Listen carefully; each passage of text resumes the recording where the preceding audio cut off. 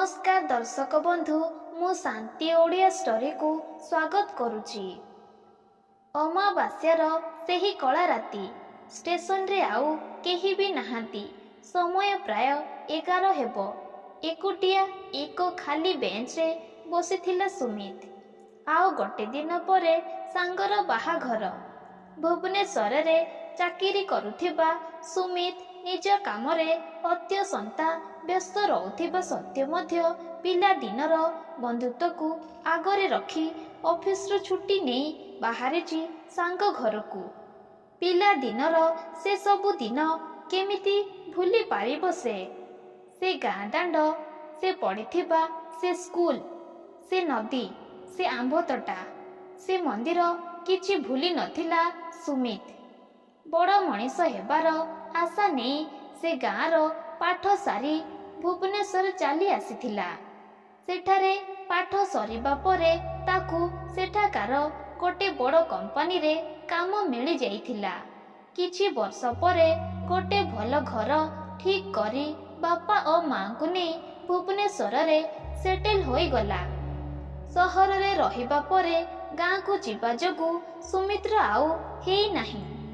किंतु आजी जेतेबेले गाँ को जीवा सुजोग आसी पारिबो से निजकू रोकी पारिला नाही। पिला दिनरू सबु कथा ता आखि आगरे नाची उठिला। बापा माँकुठू अनुमति नहीं से गाँ को बाहरी गला। भुवनेश्वर स्टेशन रे सुमित 9टा अधेरे पहुंची गला। ट्रेन राति 10टा रे थिला। सेठारे पहुंची से जानिला जे बाटरे गोटे एक्सीडेंट होई जाइथिबारु ट्रेन विलंबरे आसीबो। केते विलंबरे ताहार किछि पाता नाही। धीरे धीरे राति बढ़िबा सह स्टेशन टी जनशून्य होई जाइथिला। से पुणी जाई स्टेशन मास्टरों को पचारिबारु से कहिले, होय बाबू मु केमिति जानिबी कहिलो 2टा ट्रेन मझिरे धक्का हो जाइछि। केते लोक आहत और गुरुतर भी होइछंती। आउ केजाणी केते समय लागिबो। पुलिस बाबू मानक कथा तो जानिछ, केते समय लागिबो केजाणी। एमिति कही कही से चाली गले। सुमित तांको जीवा बाट को चाही रही गला। पुणी से भाबिला जदि घर को चली जीवी तेबे आउ गाँ को जाई पारिबिनी ना। जहा भी हेउ जेते डेरी हेउ पछे गाँ को निश्चय जीवी। एमिति भाबी से बेंच उपरे बसी पड़िला। राति आसी बहुत हेलानी। ताकू टिके डर भी लागुथाए, निद भी आसुथाए। किंतु सहर रे हेउथिबा चोरी डकायती कथा से भल से जानिछि। नहेले गप सपरे टाइम टा पास हो जाई थांता। एही परि भाबी भाबी सुमित चारिपट को अनेइला। सेठारे तो आखि पड़िलाटा ठारू 2टा बेंच छाड़ी बसिथिबा गोटे सुंदरी झियो उपरे झियोटी चुप करी एका लयरे तळकू चाही रहिथिला। रातिर अंधकार पाई सुमित से झियो को ठीक से देखि पारु नथिला। प्राय बहुत समय हेलानी किंतु से झियो सेमिति ही तळकू चाही रहिछि। सुमित टिके डरी गला। एते रातिरे एकुटिया झियो तो एठी काहे आसीबो। ता साथीरे आउ केही भी नाहांती। पुणी ता व्यवहार साधारण मने होउनी।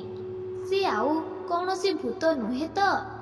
ए प्रश्न सुमित्र मन को व्याकुलित और भयभीत करुथिला। ए समय रे से बहुत साहसर सह से झियोटी को चाहिला और लक्ष्य कला जे से झियोटी ताकू देखी सामान्य हसुची। सुमित आश्चर्य भरा दृष्टि रे ताकू चाहिबा देखी झियोटी पाटी करी पचारिला, ट्रेन विषय रे किछि सूचना पाइले कि? अपेक्षा करी करी भारी विरक्त लागिलानी। एथर सुमित को टिके आश्वस्ति मिलिला किंतु मनरे टिके डर तो रहिला। ना किछि जଣା पडुनी। स्टेशन मास्टर कहिले जे के जानी केते विलंब हेबो ଟ୍ରେନ୍ ଆସିବାରେ ତାହାର କିଛି ପତା ନାହିଁ। ଝିଅଟି "ହୋ ଠିକ୍ ଅଛି" କହି ପୁଣି ଚୁପ୍ ହୋଇଗଲା। କିଛି ସମୟ ପରେ ଝିଅଟି ପୁଣି ପଚାରିଲା, "ଆପଣ କେଉଁଠିକୁ ଯାଉଛନ୍ତି?" ସୁମିତ ଉତ୍ତର ରଖି କହିଲା, "ମୁଁ ଆମ ଘରକୁ ମାନେ ଆମ ଗାଁକୁ ଯାଉଛି। ଗୋଟେ ସାଙ୍ଗର ମ୍ୟାରେଜ୍ ଫଙ୍କସନ୍ ଅଛି। ଆପଣ କେଉଁଠାକୁ ଯାଉଛନ୍ତି?" ସୁମିତ ଅନୁଭବ କଲା ଯେ ସେ ଯାହା ସହ କଥା ହେଉଛି ସେ କୋଉ ଭୂତ କି ଡାହାଣୀ ନୁହେଁ, ଗୋଟେ ସାଧାରଣ ଝିଅଟିଏ। ସେ ଭାବିଲା ଝିଅଟି ସାମ୍ନାରୁ ତା ସହ ଏତେ ଭଲରେ କଥା ହେବାକୁ ଚେଷ୍ଟା କରୁଛି ଯେତେବେଳେ ତାର ଏମିତି ବ୍ୟବହାର ଠିକ୍ ନୁହଁ। ଏହା ଭାବି ସେ ଝିଅଟି ପାଖକୁ ଗଲା। ଝିଅଟି ସୁମିତ ଆସୁଥିବା ଦେଖି ବେଞ୍ଚ ଉପରେ ନିଜ ପାଖରେ ଥୁଆ ହୋଇଥିବା ତା ଜିନିଷ ବ୍ୟାଗଟିକୁ ତଳେ ରଖିଦେଇ ସ୍ମିତ ହସର ସହ ସୁମିତକୁ କହିଲା, "ପ୍ଲିଜ୍ ବସନ୍ତୁ।" ସୁମିତ ମଧ୍ୟ ସାମାନ୍ୟ ହସି ଥ୍ୟାଙ୍କ ୟୁ କହି ସେ ବେଞ୍ଚରେ ଝିଅଟି ଠାରୁ ଟିକେ ଦୂରରେ ବସି ପଡ଼ିଲା। ଏହି ସମୟରେ ସେ ଝିଅଟିର ମୁହଁକୁ ଅନାଇଲା। ଗୋରା ମୁହଁରେ ପଡ଼ୁଥିବା ଚୁଟି ଗୁଡ଼ାକୁ ଧୀରେ ଆଡ଼େଇ ଦେଉଥିବା ତା ହାତ, ତାର ଚମକକୁ ଥିବା ଆଖି ଆଉ ସ୍ମିତ ହସ ଭରା ଥିବା ଓଠ ଝିଅଟିର ଚେହେରା ସତରେ ଖୁବ୍ ଆକର୍ଷିତ କରୁଥିଲା। କିନ୍ତୁ ଏ ଚେହେରା ସୁମିତ୍ର ଭାରି ଚିହ୍ନା ଲାଗୁଥିଲା। ସତରେ ଯେମିତି ସେ ଅଚିହ୍ନା ଝିଅଟିକୁ ସେ ଆଗରୁ ଚିହ୍ନିଥିଲା। ଏତିକି ଭିତରେ ଝିଅଟି କହିଲା, "ମୁଁ ମୋର ଜଣେ ବନ୍ଧୁଙ୍କୁ ଦେଖା କରିବାକୁ ଆସିଥିଲି। ସେ ପାରାଦୀପ ଯାଉଛନ୍ତି।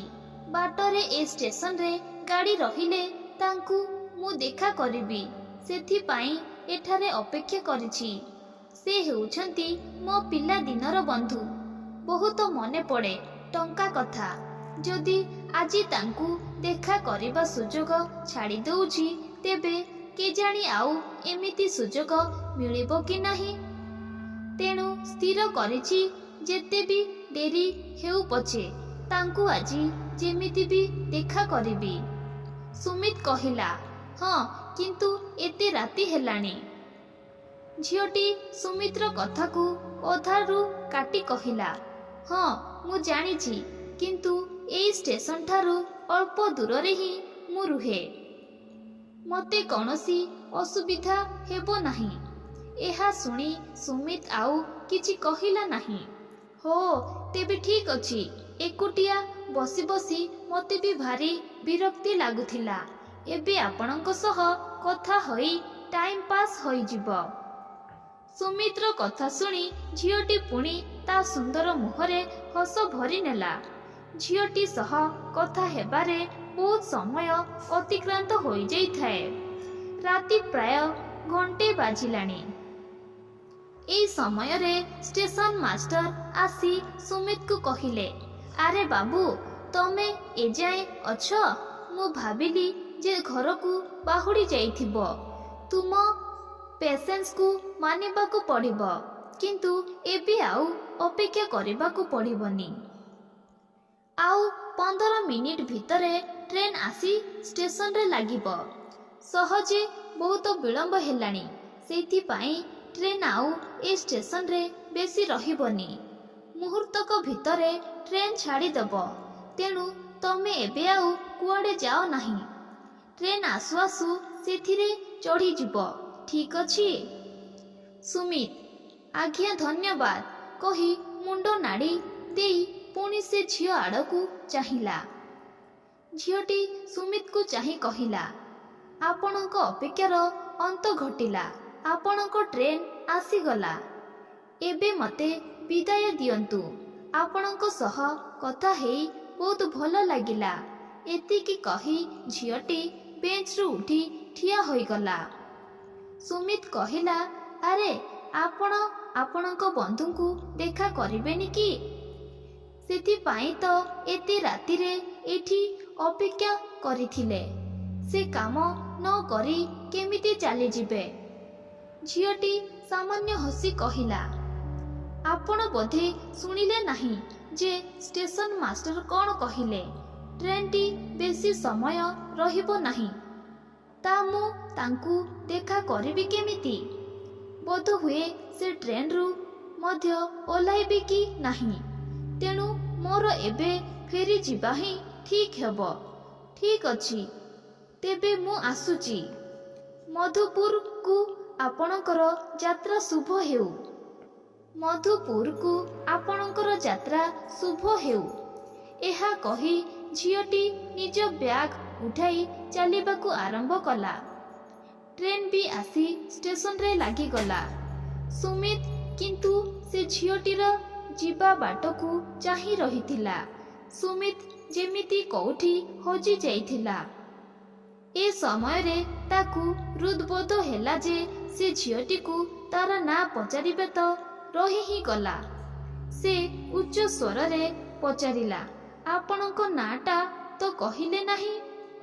ଝିଅଟି ସେମିତି ଚାଲି ଚାଲି ହିଁ ସୁମିତ ଆଡ଼କୁ ବୁଲି କହିଲା, ଅନୁ, ମୋ ନାଁ ଅନୁରୂପା। ଏହା କହି ଝିଅଟି ହଜିଗଲା ଯେମିତି ସେ ଅନ୍ଧାର ରାତିର ଅନ୍ଧାରରେ ଓ ସୁମିତ ସେମିତି ତା ଯିବା ବାଟକୁ ଚାହିଁ ରହିଗଲା। ହଠାତ୍ ଟ୍ରେନର ହର୍ଣ୍ଣରେ ସୁମିତ ଚମକି ଉଠିଲା। ତରବରିଆ ହୋଇ ଟ୍ରେନ ଭିତରକୁ ଚଢ଼ିଗଲା। ଷ୍ଟେସନ ମାଷ୍ଟରଙ୍କ କହିବା ଅନୁସାରେ ଟ୍ରେନଟି କିଛିଟା ମୁହୂର୍ତ୍ତରେ ଷ୍ଟେସନ ଛାଡ଼ିଦେଲା। ସୁମିତ ଗୋଟେ ଦୀର୍ଘ ନିଶ୍ୱାସ ନେଇ ନିଜ ସିଟ୍ରେ ଯାଇ ବସି ପଡ଼ିଲା। ହଠାତ୍ ତା କଣରେ ଗୋଟେ ନାଁ ଗୁଞ୍ଜି ଉଠିଲା, ଅନୁ। ମୋ ନାଁ ଅନୁରୂପା। ସେ ସୁନ୍ଦରୀ ଝିଅ ଯାଉ ଯାଉ ଏହା ହିଁ ତା କହିଥିଲା। ଏହା ଥିଲା ତାର ଶେଷ ପଦ। ପୁଣି ତାକୁ କିଛି କଥା ବ୍ୟସ୍ତ କରି ପକାଇଲା। ସୁମିତ ଠାରୁ ବିଦାୟ ନେବା ବେଳେ ସେ ଝିଅର କହିଥିବା କଥା, ମଧୁପୁରକୁ ଆପଣଙ୍କ ଯାତ୍ରା ଶୁଭ ହେଉ। ମଧୁପୁର। ସେ କେମିତି ଜାଣିଲା ଯେ ମୁଁ ମଧୁପୁର ଯାଉଛି ବୋଲି? ଏତେ କଥା ଭିତରେ ତା ସୁମିତ କେତେବେଳେ ବି ମଧୁପୁର ଶବ୍ଦର ପ୍ରୟୋଗ କରିନାହିଁ କି ନିଜ ଗାଁର ନାଁ ମଧ୍ୟ ତା ସାମ୍ନାରେ ପ୍ରକାଶ କରିନାହିଁ। ସେ କେମିତି ଜାଣିଲା ତା ଗାଁର ନାଁ? ସେ ତା ନାଁଟା କ'ଣ କହିଲା ତ? ଅନୁରୂପା। ଅନୁ। ଅନୁ ନାଁଟା ରେ ଯେମିତି ସୁମିତ ହଜିଗଲା। ତା ମୁଣ୍ଡ ଭିତରେ ଅନେକ କଥା ଓ ଅନେକ ଭାବନା ତାଜା ହେଇଗଲା। ଯେମିତି ଅନୁ ଥିଲା ସୁମିତ୍ର ପିଲାଦିନର ସାଙ୍ଗ। ସାଙ୍ଗ ନୁହଁ ତ ସାଙ୍ଗଠାରୁ ଟିକେ ଅଧିକ। ଅନୁ ଯାହା ସହ ସେ ବଢ଼ିଥିଲା, ପାଠ ପଢ଼ିଥିଲା, ବହୁ ଚୋରି ଖେଳିଥିଲା, ଭବିଷ୍ୟତର ସ୍ୱପ୍ନ ଦେଖିଥିଲା, ଯାହାକି କେବେ ସତ୍ୟରେ ପରିଣତ କରିପାରିଲା ନାହିଁ। ସେ ନବମ ଶ୍ରେଣୀର ପରୀକ୍ଷା ପରେ ଗ୍ରୀଷ୍ମ ଅବକାଶରେ ସେ ଯେତେବେଳେ ମାମୁଁ ଘରୁ ଛୁଟି କାଟି ଫେରିଥିଲା, ତା ଦୁନିଆ ଯେମିତି ସମ୍ପୂର୍ଣ୍ଣ ଓଲଟି ଯାଇଥିଲା। ସେ ଶୁଣିବାକୁ ପାଇଲା ଯେ ଅନୁ ଆଉ ଏ ଦୁନିଆରେ ନାହିଁ। ପୋଖରୀରେ ଗାଧୋଉଥିବା ସମୟରେ କେମିତି କେଜାଣି ପାଣିରେ ବୁଡ଼ି ଯାଇଥିଲା। ତାକୁ ବାହାର କରିବା ବେଳକୁ ତା ଦେହରେ ଆଉ ଜୀବନ ନଥିଲା। ତା ପ୍ରାଣବାୟୁ ଉଡ଼ି ଯାଇଥିଲା। ସୁମିତକୁ ଶକ୍ତ ଧକ୍କା ଲାଗିଥିଲା। ତା ମନର ଦୁଃଖକୁ ନା ସେ କାହାକୁ କହିପାରୁଥିଲା, ନା ମନ ଭିତରେ ରଖି ରହିପାରୁଥିଲା। ପୁରା ଶାନ୍ତ ପଡ଼ିଯାଇଥିଲା ସେ। ନା କାହା ସହ କଥା ହେଉଥିଲା, ନା ହସୁଥିଲା। ସାଙ୍ଗସାଥୀ ସବୁ ଜାଣିଥିବାରୁ ସୁମିତକୁ ବହୁତ ବୁଝାସୁଝା କରିଥିଲେ। ବହୁତ କଷ୍ଟରେ ସୁମିତ ଅନୁକୁ ଭୁଲି ପାଠରେ ଧ୍ୟାନ ଦେଇଥିଲା।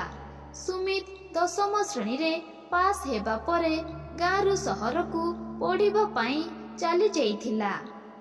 ତାପରେ କଲେଜ, ଷ୍ଟଡି ଓ ଜବ୍ ଆଦିର ବ୍ୟସ୍ତତା ଭିତରେ ଅନୁ ଓ ଅନୁର ସବୁ ସ୍ମୃତି ସୁମିତ୍ର ହୃଦୟର ଏକ ସିନ୍ଦୁକରେ ତାଲା ପଡ଼ି ରହିଯାଇଥିଲା। କିନ୍ତୁ ଆଜି ସେ ଝିଅଟି ଯେମିତି ସେ ସିନ୍ଦୁକର ତଳ ଫିଟାଇ ସବୁ ସ୍ମୃତିକୁ ବାହାରକୁ କାଢ଼ିଦେଲା।